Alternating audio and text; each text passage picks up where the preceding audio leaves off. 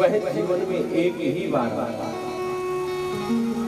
और गुरु का अर्थ है वो मतलब अंधकार, गुरु मतलब प्रकाश, अंधकार से प्रकाश को ले जाए वह गुरु। शरीर देकर नहीं बनाया जाता, गुरु ज्ञान देकर बनाया जाता है। जो ज्ञान है, जिसकी प्रज्ञा है, गुरु की प्रज्ञा ही तुम्हारा गुरु है, शरीर गुरु नहीं होता। जो प्रज्ञा होती है वह गुरु होता है। इसलिए हमेशा कभी भी अगर हमने शरीर को गुरु बनाया तो हो सकता है कि शरीर के प्रति कोई कुभाव आ जाए, क्योंकि शरीर में तो काम करो तो लोग सब बराबर है। इसलिए गुरु हमेशा ज्ञान को बनाया जाता है, प्रज्ञा को गुरु बनाया जाता है। सातवां भगवान का यज्ञ अवतार है। कौन सा अवतार है? यज्ञ भगवान का अवतार। भगवान ऋषि प्रजापति के यहाँ पर आया है।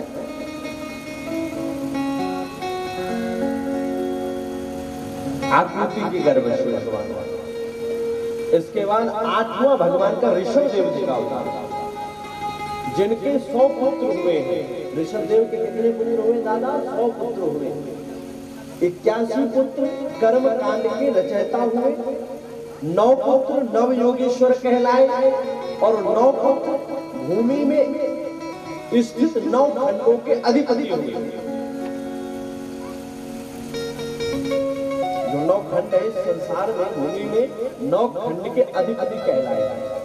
और एक पुत्र जिनका नाम भरत हुआ, हमारे देश का नाम था अजनाब वर्ष,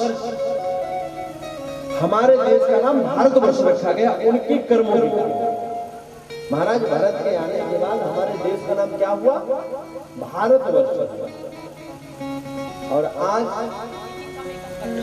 हिंदुस्तान तो फिर भी ठीक था, आज उन्होंने इंडिया कर दिया। ना तो स्त्रीलिंग रहा ना पुरुष लिंग रहा,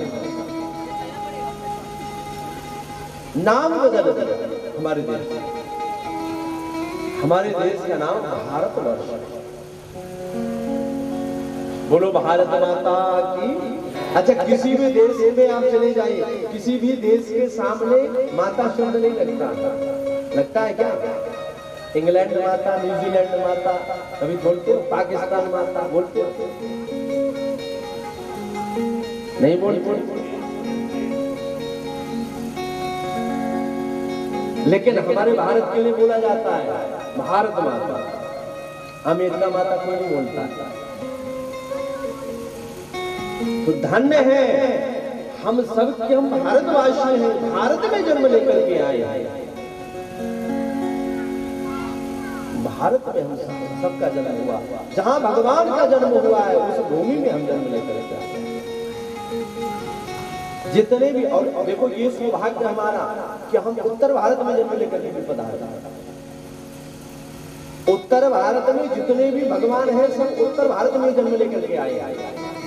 चाहे राम जी हो, चाहे कृष्ण भगवान हो, चाहे परशुराम जी हो, चाहे वामन भगवान हो, चाहे दत्तात्रेय भगवान हो, चाहे भगवान नारद जी, कोई भी देवता सब उत्तर भारत में जन्म लेकर के आए हैं। और जितने भी आचार्य हुए हैं सब दक्षिण भारत में जन्म लेकर के आए हैं।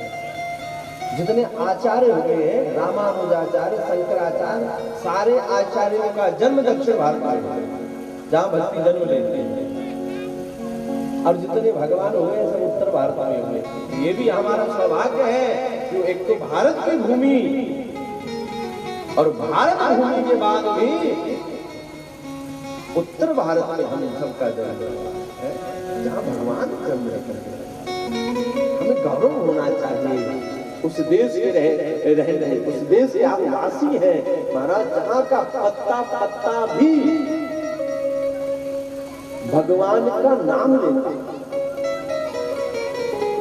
कण में जहां भगवान समाये हुए हैं, उसके बाद भी अगर हम भगवान का भजन ना करें तो फिर हमसे बड़ा मूर्ख कोई। ऐसे भारत में महाराज, अन्य देशों में आप चले जाइए, आपको नाम लेने का तक अधिकार है। कथा सुनिए है तो पहले महाराज आप कथा नहीं सुन सकते। अन्य देशों की स्थिति है, और आप भारत जैसे देश में मंदिरों में जाना मुश्किल है, लेकिन धन्य है आप लोग। और इसके बाद भी इतनी सुंदर कथा में हम ना आए तो हमसे बड़ा दुर्भाग्यहीन कोई है, कोई दुर्भाग्यहीन है हमसे। हम सब स्वधीन आधीन नहीं, स्वतंत्र हैं। हम स्वतंत्र देश से हम वासी हैं। और इसके बाद भी अगर हम भजन ना करें और हमारी जीवा भी हमारे बस में है, इसके बाद भी भजन ना करें तो इससे बड़ा, और भजन ना करने के बाद जीव नरक में चला जाए, इससे बड़ा मैं समझता हूँ कोई आश्चर्य नहीं। उस जीव से बड़ा कोई दुर्बुद्धि नहीं है जो भगवान का भजन नहीं करता। इसलिए भगवान का भजन करिए, भगवान को याद करिए, ठाकुर जी को निरंतर उसका चिंतन करते रहिए, काम करते रहो, राम कहते रहो। बस यही हर कथा, यही संदेश आपको देता है।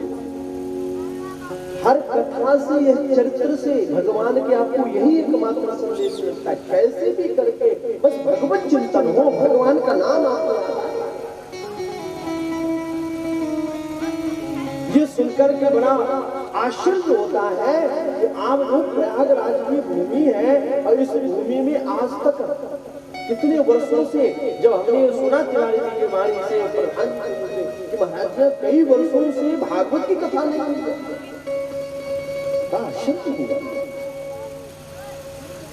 उनका हम लोग ऐसी ऐसी जगह जाते हैं जहां हर वर्ष कथा होता है, हर वर्ष कथा होता है, और यहाँ कई वर्षों से बोले कथा नहीं हुई है। कितना आश्चर्य होता है सुनकर। हम सनातनी होने के बाद भी,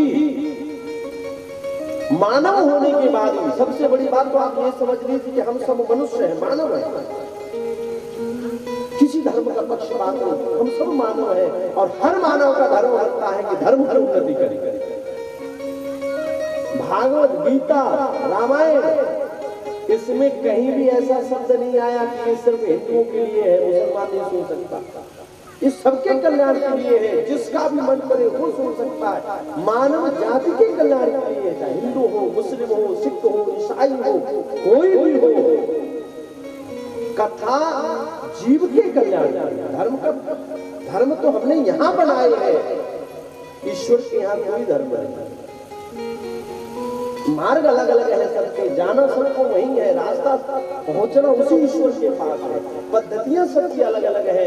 कोई निर्गुण ब्रह्म को मानता है, कोई सगुण ब्रह्म को मानता है, कोई मूर्ति पूजा करता है, कोई निराकार ब्रह्म की पूजा करता है, लेकिन रास्ता सबका एक ही है, पहुंचना उसी ईश्वर के पास। कल हमारी ये चर्चा भी हो रही थी, तिवारी जी ने कहा, बोले महाराज जी, प्रधान जी भी बैठे कि हर वर्ष अगर कथा करी जाए, हमने कहा प्रधान तिवारी जी अगर आप सबका मन होगा तो जरूर कथा होगा। तो प्रधान जी ने कहा एक दिन के यजमान हम भी बन जाए। प्रत्यक्ष में चर्चा हुई, तिवारी जी ने भी कहा महाराज जी एक दिन के यजमान हम भी बन जाएंगे। फिर तिवारी जी कहते हैं प्रधान जी से, अरे बोले भाई प्रधान जी अगर 10,000 रुपया देकर के और भागवत जी का यजमान बनने का अवसर मिल रहा है तो मैं समझता हूँ इससे बड़ा सौभाग्य हमारा कोई नहीं है। इस शब्द हमारे तिवारी जी।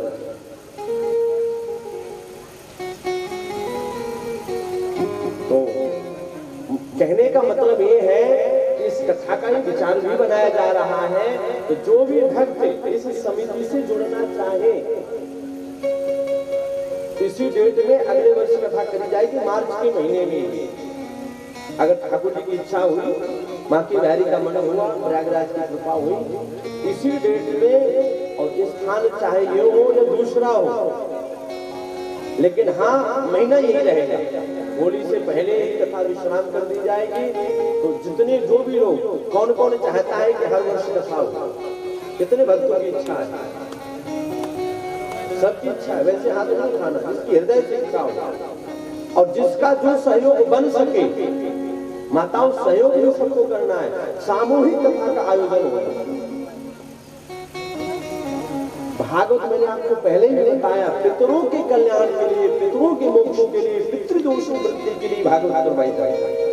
जिस घर में पितृदोष हो जाता है महाराज, उस घर में अशांति, कलह, क्लेश, रोग, बाधाएं प्रवेश कर जाती हैं।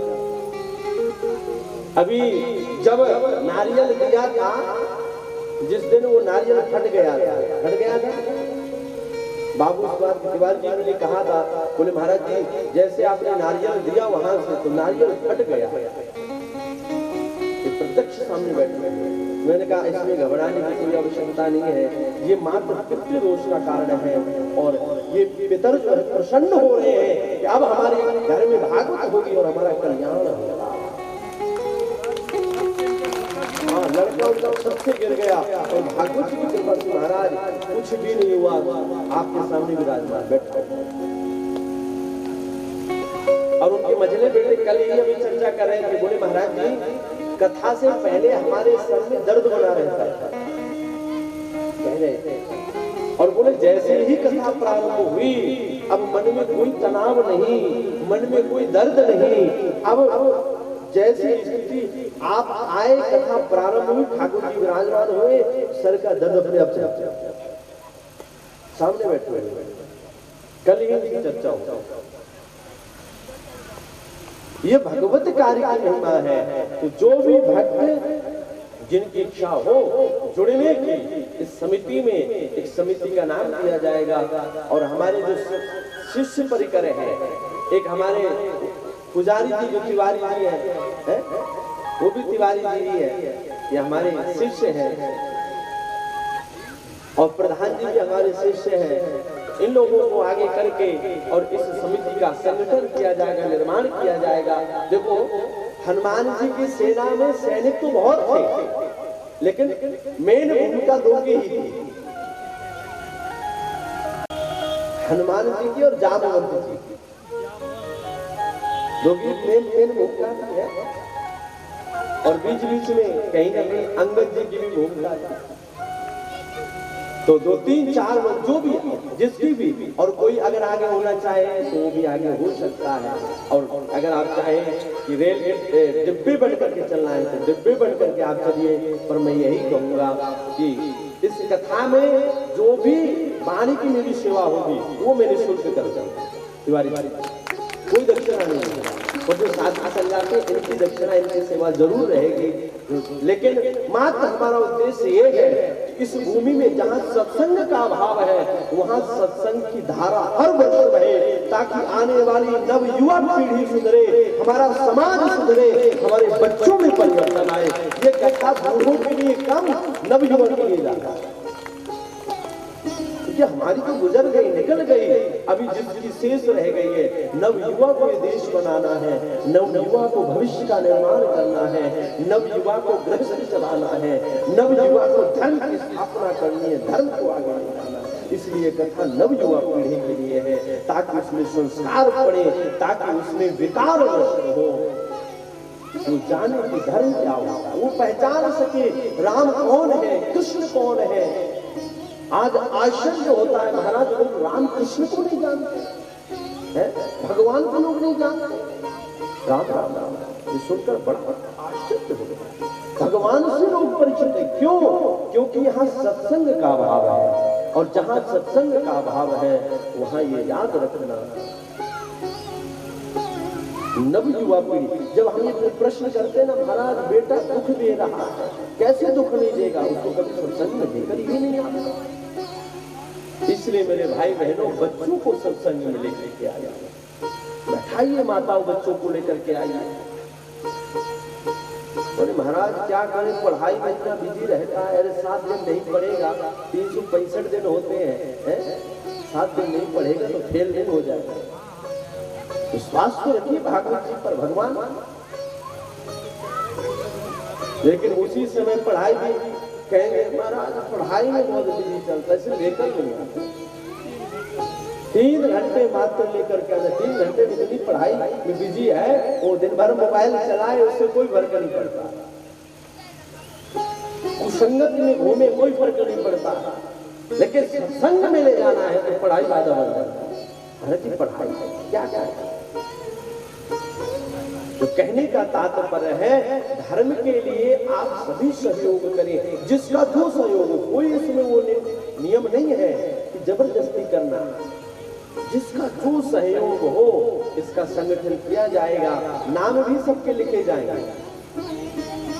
सबको नाम भी लिखवाना है। हमारे तिवारी जी के पास नाम लिखवाएंगे, या फिर प्रधान जी के पास, या हमारे भोले तिवारी पुजारी जी, इनके पास भी आप नामांकन करवाएंगे। इनको इसलिए आगे कर दिया कि इनको हम जानते हैं, आप लोगों को नहीं जानते हैं। जिस जो भी सज्जन, जो भी व्यक्ति आगे हो, वो हमारे जो समिति में गौ गोपाल आराध्य कृपा सेवा ट्रस्ट, जो हमारा ये ट्रस्ट है, समिति है, रजिस्टर भी है, तो जो भी भक्त इसमें जुड़ना चाहे, हमारी जो ये समिति में, आप इसमें जुड़े और भागवत के प्रचार प्रसार हेतु भागवत की सत्संग की गंगा बहे, इसके लिए आप जरूर नामांकन करवाएंगे।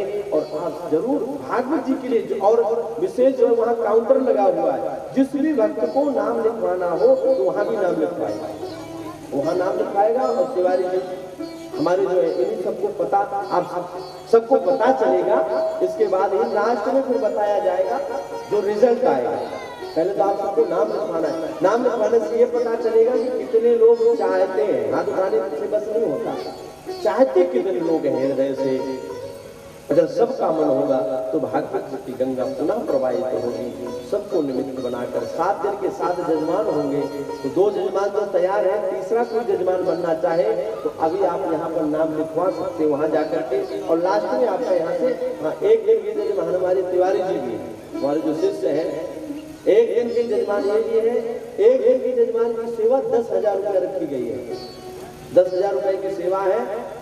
एक दिन के हमारे पीछे बैठे हुए भाई साहब हैं, तिवारी जी सबको नोट करते जाएंगे।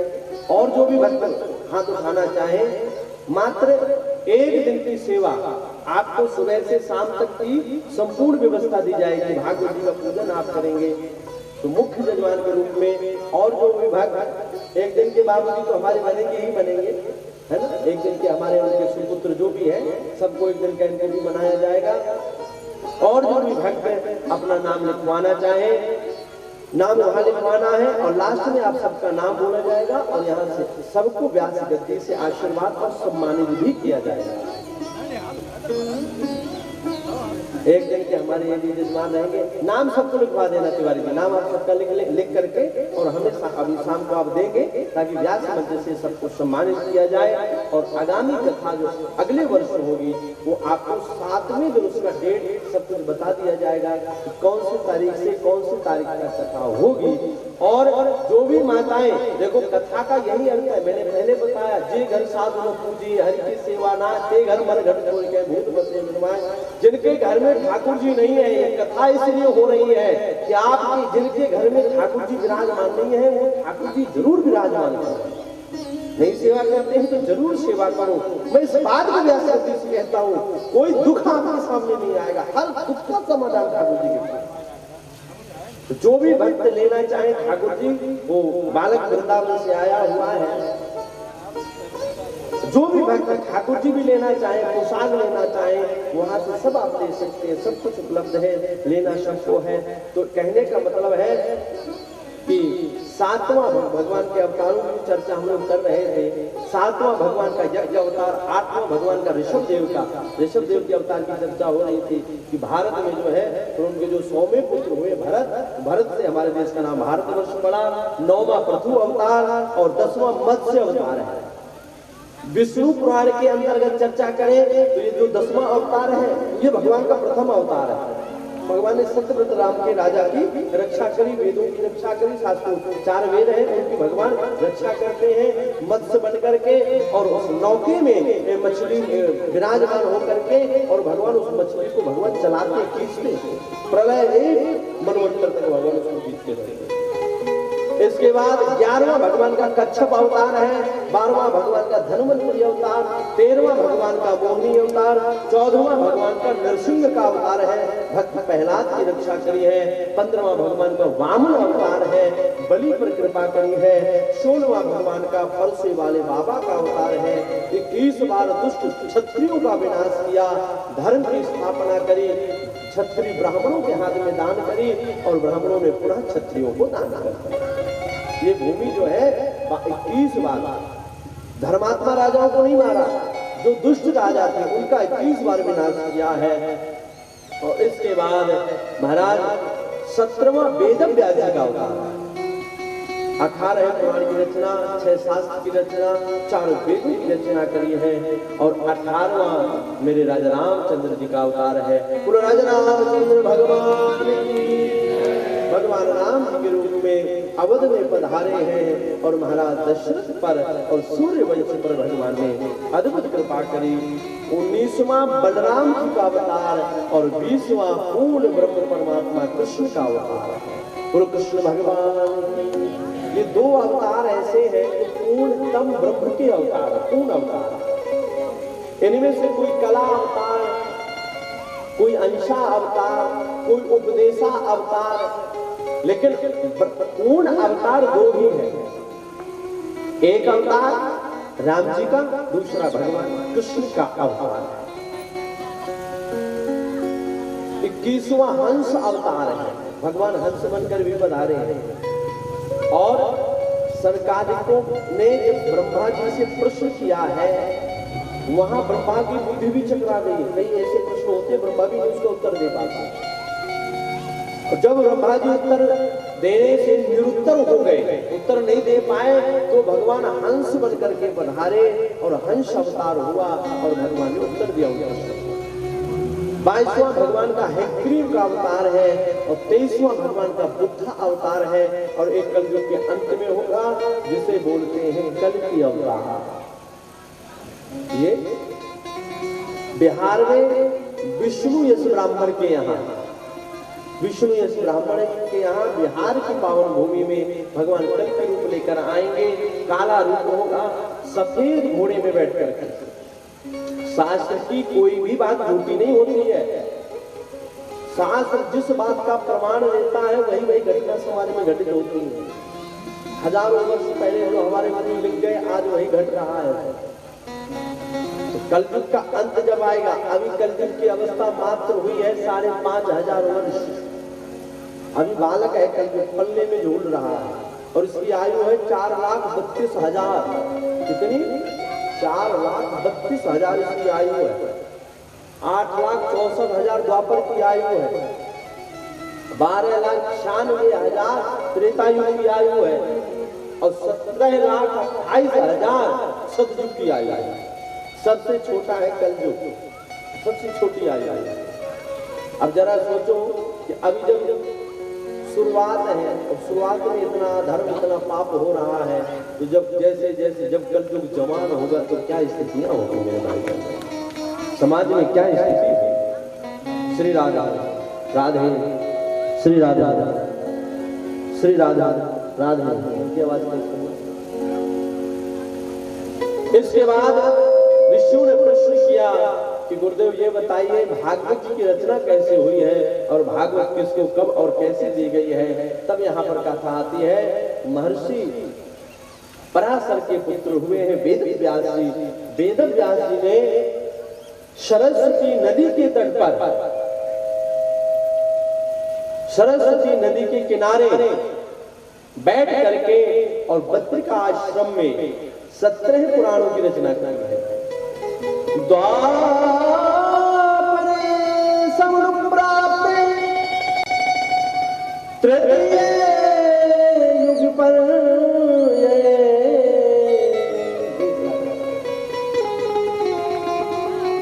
जाता पराशरा योगी वासव्या कलया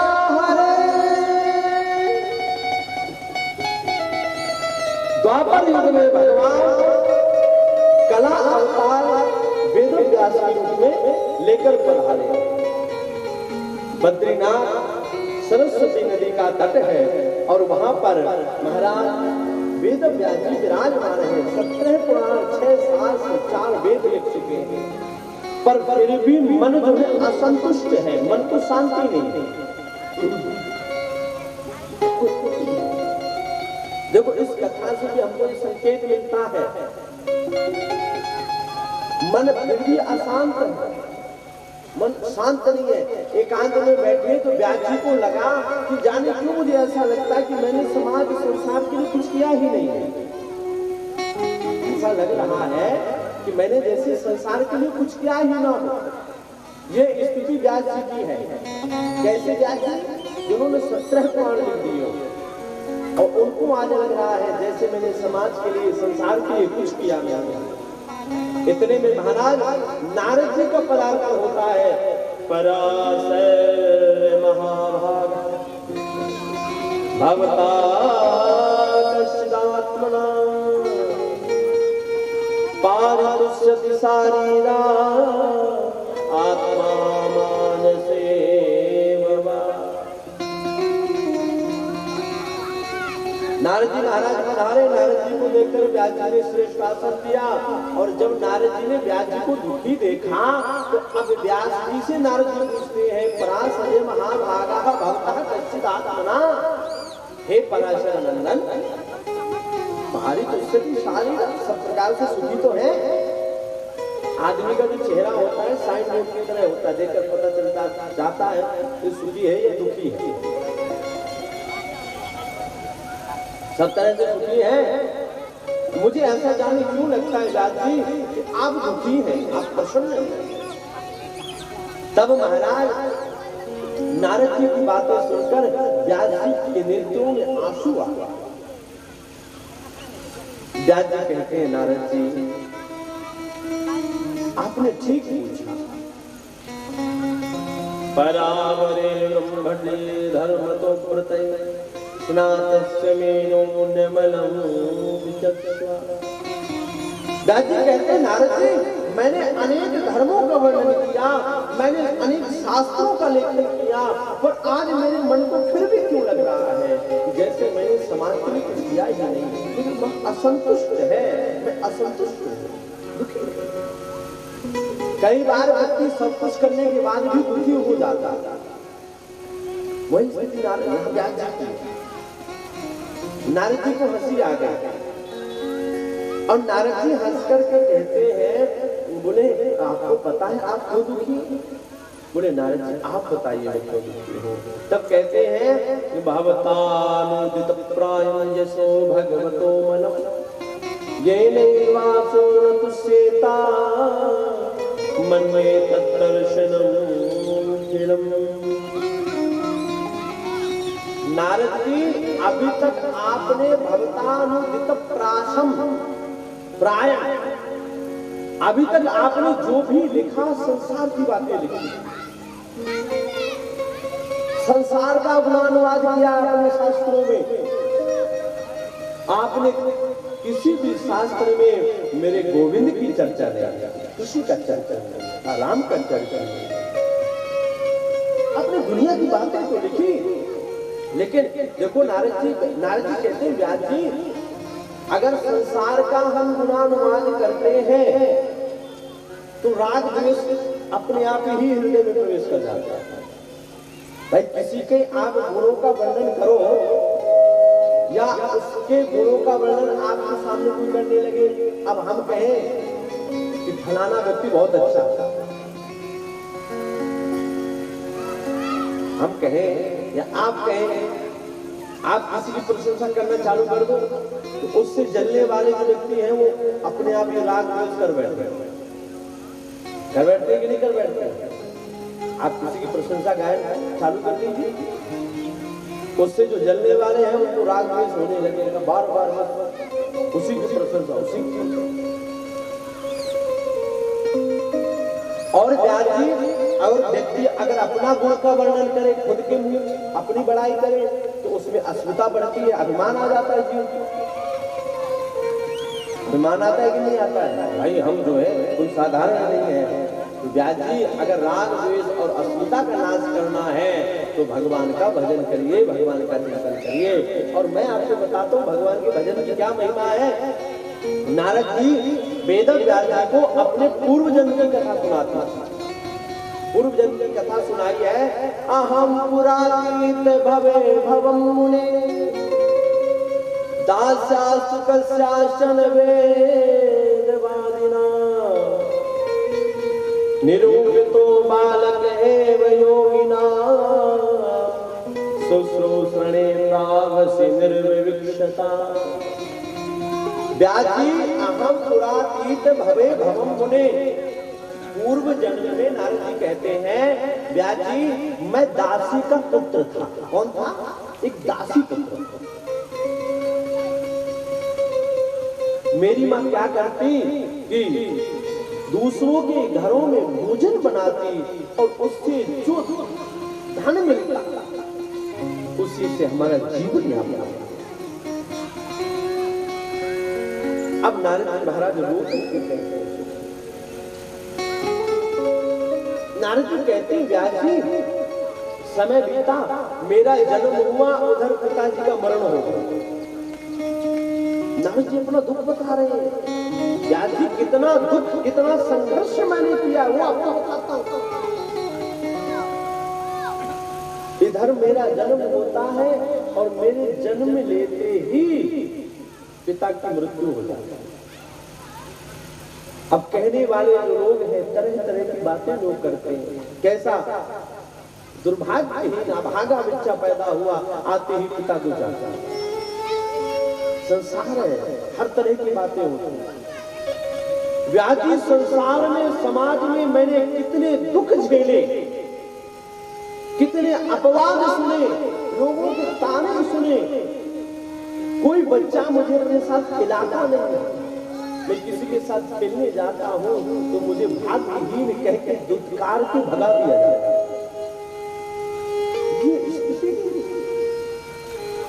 व्यास जी जब मेरे साथ कोई बच्चा खेलने को तैयार नहीं होता तो मैं क्या करता, जिन घरों में मेरी माँ झाड़ू पोछा करने जाती मैं माँ के साथ ही चलता। वहां जो बचा कुचा भोजन होता वो हमें मिलता और जिसके घर में हम सेवा करते, मेरी माँ सेवा करते, वहां की बची कुची रोटियों को लेकर के उसी से हमारा जीवन आता।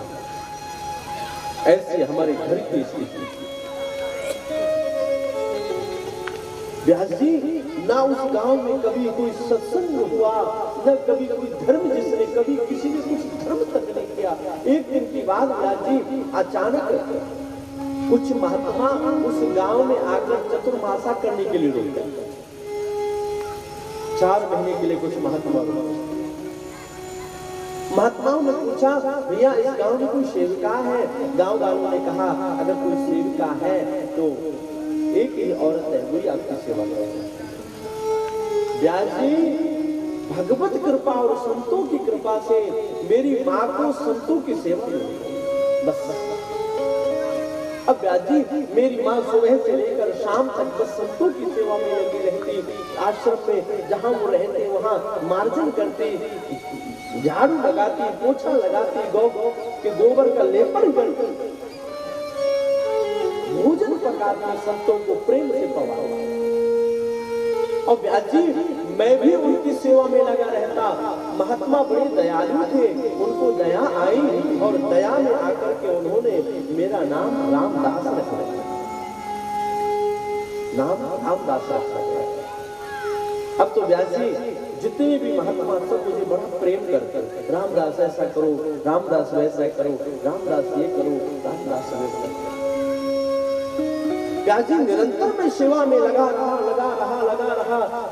संतों का जो जूठन प्रसाद बचता था, उनका जो उच्छिष्ट भोजन बचता था, खाया हुआ उच्छिष्ट भोजन में पतत बुझाई, उस उच्छिष्ट भोजन को मैं पाता था। जूठा सबका नहीं खाना चाहिए, जूठा किसका खाना चाहिए ये चरित्र हमें बताता है। जूठन संतों का खाइए, ब्राह्मणों का खाइए, सतगुरु का खाइए, आपकी बुद्धि निर्मल। व्यास जी मैंने जूठन पाया और जूठन प्रसाद, उनकी शीत प्रसाद मेरे पाते ही व्यास जी मेरी बुद्धि निर्मल हो गई। अब तो अंत में मुझे ये लगा कि अगर मुझे संतों ने अपने से दूर कर दिया तो मेरे प्राण निकल गए। समय बीता, 4 महीने पूरे हुए, राधे 4 महीने के पूरे होते ही संत जाने लगे। तो संत जाने लगे तो नारद जी कहते हैं, व्यास जी ने उनके चरणों में गिर गया कि हे ब्राह्मणों, हे ब्रह्म देवताओं, मुझे भी अपने साथ लेकर, हे महात्माओं, मुझे अपने साथ लेकर। संतों ने कहा बेटा कुछ ले चलेंगे, लेकिन जैसे नारद जी मुझे ले जाने के लिए तैयार हुए इतने में मेरी माँ आ गई और माँ ने कहा नहीं बाबा, अगर आप मेरे बच्चे को ले गए तो बुढ़ापे की जो लाठी है, बुढ़ापे का जो सहारा है वो टूट जाए। एक ही तो बेटा है, इसको यहाँ रहने दीजिए महाराज। अब संत बड़ी विडंबना में, बड़ी विलक्षण स्थिति हुई। माँ कहती है कि बच्चे को ले नहीं जाना और बच्चा रोता है मुझे लेकर के चले, करे तो करे क्या। अंत में गुरु जी ने कहा बेटा तुझे यही मंत्र देकर के जाते हैं, एक काम करना यही भजन करना और विश्वास रखना, तुझे परमात्मा जरूर मिलेगा।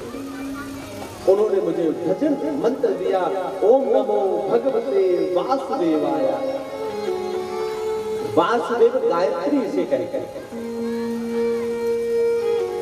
ओम नमो भगवते वासुदेवाय, इस गायत्री का जाप सबको करना चाहिए।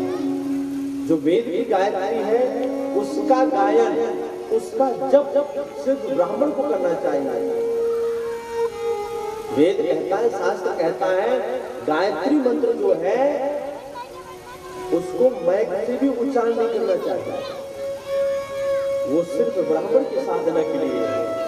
और वासुदेव जो गायत्री है ये हर जीव के कल्याण के लिए, हर सनातनी के लिए, हर जीव के कल्याण मंगल के लिए।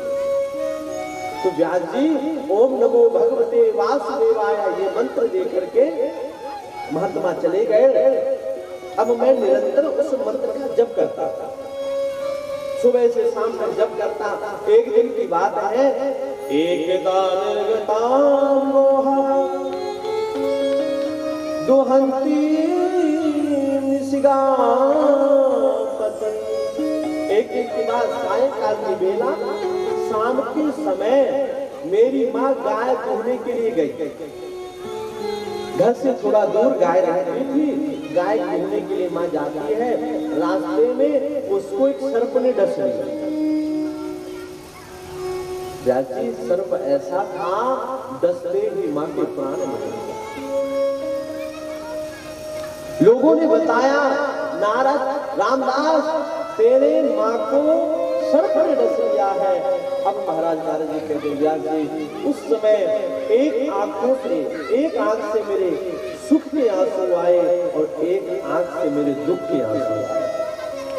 दुख इस बात का हुआ कि मेरी माँ मरी है और सुख इस बात का हुआ कि अब मेरे भक्ति मार्ग में कोई बाधा नहीं बनेगा, अब मैं भगवान का भजन करूंगा।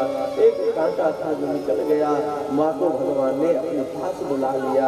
अब माँ भगवान के पास चली गई और मैं बैठ भजन करूंगा, भक्त मैं जैसे ही मेरे मन में भाव आया, माँ का अंतिम संस्कार किया। अंतिम संस्कार करके उत्तर दिशा की ओर निकल पड़ा। बस उसी मंत्र का जाप करता हुआ ओम नमो भगवते वासुदेवाय। व्यास जी मात्र मुझे संतों ने ये बताया था भगवान का ऐसा रूप है, ऐसे ऐसे परमात्मा है, पर आज तक मैंने उनको देखा नहीं। एक उत्तर दिशा में एक सरोवर दिखा, एक जंगल में एक सुंदर सा सरोवर, तालाब देखकर एक वृक्ष था, वट वृक्ष, उसके नीचे में बैठ गए। और जैसे ही मैंने नेत्र बंद किए, यार जी नेत्र के बंद करते ही जो झांकी मुझे संतों ने बताई थी वही झांकी मेरे हृदय में प्रकट हो गई। जो झांकी संतों ने बताई थी वही झांकी मैंने हृदय में देखी थी। वैसे ही मोर धारण किए हुए है, पीताम्बर धारण किए हुए, टेढ़ी टांग है उसकी, एक पैर ये करके खड़ा हुआ है और ऐसी स्थिति ऐसी चिता घुंघराले जिसके केस है, सांवला स्वरूप है। वो झांकी जब मेरे हृदय में आकर विराजमान हुई, नारद जी कहते हैं व्यास जी मेरा मन गदगद हो गया, मेरा हृदय प्रसन्न हो गया। भगवान ने मात्र रूप माधुरी का दर्शन एक बार दिया नारद जी, और तुरंत नारद जी ने क्या देखा, एक क्षण के लिए तो वो हृदय में आई और तुरंत वो मूर्ति गायब हो गई। नारद जी कहते व्यास जी मैं ऐसे झटपटाया कि जिस प्रकार से बिना जल के मछली तड़पती है वैसे मैं तड़प गया। मेरे नेत्र के खुलते ही मैं रोने लगा, नेत्रों से हे परमात्मा क्यों उस झांकी को अंतर्ध्यान करवा दिया, क्यों वो झांकी मेरे हृदय से गायब हो गई। इतने में हंसी आकाशवाणी हुई, अभिपक्व कसारायाम दर्शो हमको योगिना। आकाशवाणी ने कहा अभिपक्व कसारायाम, अभी आप कच्चे घड़े के समान हैं। हे नारद जी अभी आप परिपक्व नहीं हुए हैं, पहले भजन करो और जब भजन करोगे तब भगवान साधना करो।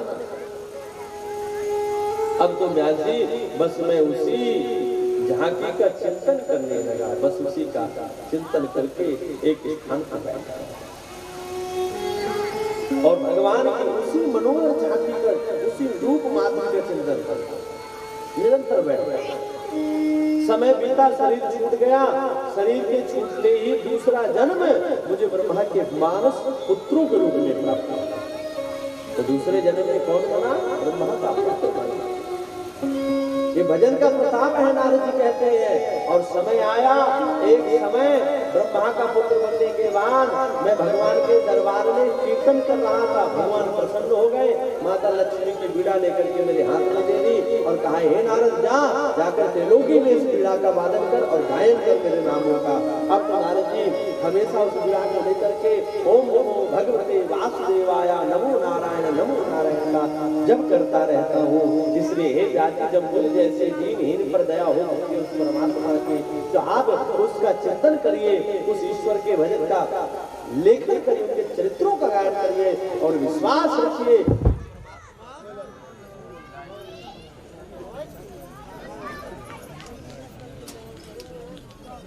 गोविंद जय जय गोपाल जय जय। श्लोक दिए हैं, देखो मात्र चतुश्लोकी भागवत दी गई है और व्यास जी ने गणेश जी को बुलाया है और गणेश जी को बुला करके बद्रिका आश्रम बद्रीनाथ धाम में आज भी दोनों गुफाओं का दर्शन है। कितने लोग हैं जो बद्रीनाथ गए हैं? बद्रीनाथ कौन गया है? बस एक दो लोग गए हैं। आप वहां जाकर के व्यास गुफा माड़ा गांव पड़ता है, माड़ा गांव में व्यास गुफा और गणेश गुफा दोनों का दर्शन होता है। किया है दोनों गुफाएं का दर्शन, आमने सामने बनी हुई है। व्यास जी कथा बोल रहे हैं और गणेश जी महाराज लिख रहे हैं, क्योंकि ये जो कथा का लेखन हुआ है ये व्यास जी के चौथे पल में हुआ है, बुढ़ापे में हुआ है। शरीर में शक्ति लिखने की नहीं है, बोलने की तो है, किसी तरह बोल रहे हैं पर लिखने का सामर्थ्य नहीं है, इसलिए व्यास जी महाराज बोलते जा रहे हैं। पर नारद जी वो गणेश जी शर्त में कथा लिखने के लिए तैयार हुए हैं। शर्त रखी कि व्यास जी जब तक आप बोलोगे, अगर कहीं रुक गए तो मैं कथा बंद कर दूंगा, फिर मैं नहीं लिखूंगा। बराबर बोलते रहोगे तो ही लिखूंगा।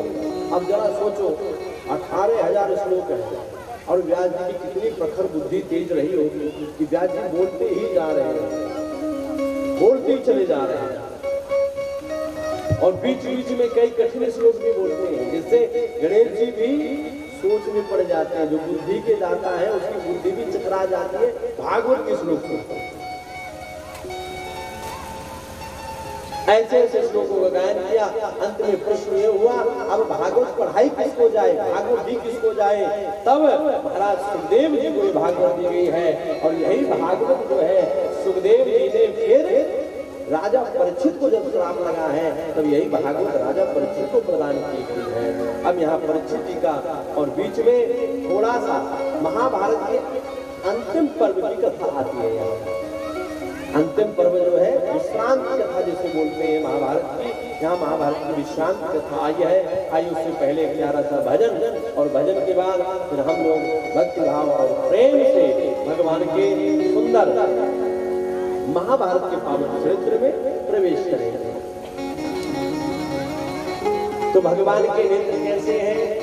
जिसका मन, देखो आज भागवत का तीसरा दिन है और जिसका मन नृत्य करना चाहे, जिनका मन नाचना चाहे, वो नाच भी सकते हैं। भगवान की पावन कथा है और पावन कथा में जो भी भक्त नृत्य करना चाहे नृत्य कर सकते हैं। वो मोटे मोटे नैनन के तू मीठे मीठे वैनन के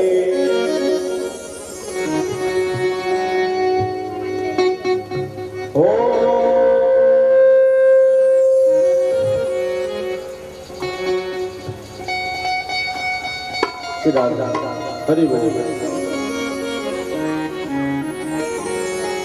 सावरी सलोनी सूरत के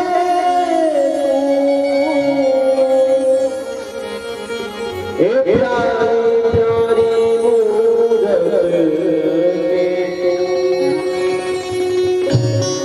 हो गदारे मोटे